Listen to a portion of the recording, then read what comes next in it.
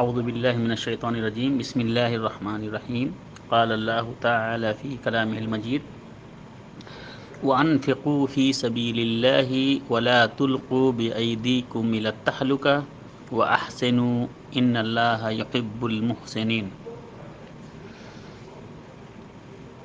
اللہ رب العالمین ارشاد فرماتے ہیں سورہ بقرہ آیت نمبر 195 195 وَأَنفِقُوا فِي سَبِيلِ اللَّهِ، تم خرچ کرو اللہ کے راستے میں، اللہ کے راستے میں خرچ کیا کرو۔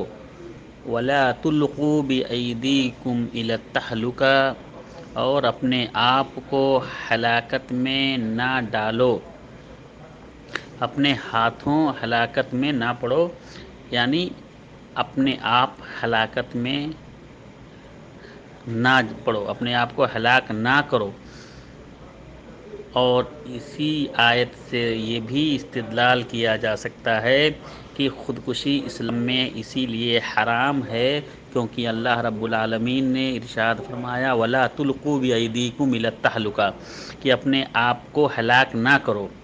اور اسی آیت سے یہ بھی استدلال کیا جا سکتا ہے کہ سگریٹ نوشی، گٹکا، تمباکو، پان اور اس طرح سے دوسری چیزیں جو ہے ڈرگس، دوسری بھی جتنی دوسری چیزیں ہیں جو اپنے جسم کو، ہمارے جسم کو گلاتی ہیں، ہمارے کلیجے کو گلاتی ہیں، دل کو خراب کرتی ہیں اور ہم جان بوجھ کے اس کا استعمال کرتے ہیں، تو یہ سب چیزیں اسی آیت کے زمرے میں آئے گی کہ وَلَا تُلْقُوا بِأَيْدِيكُمْ إِلَى التَّهْلُكَةِ، کہ اپنے آپ کو ہلاکت میں نہ ڈالو۔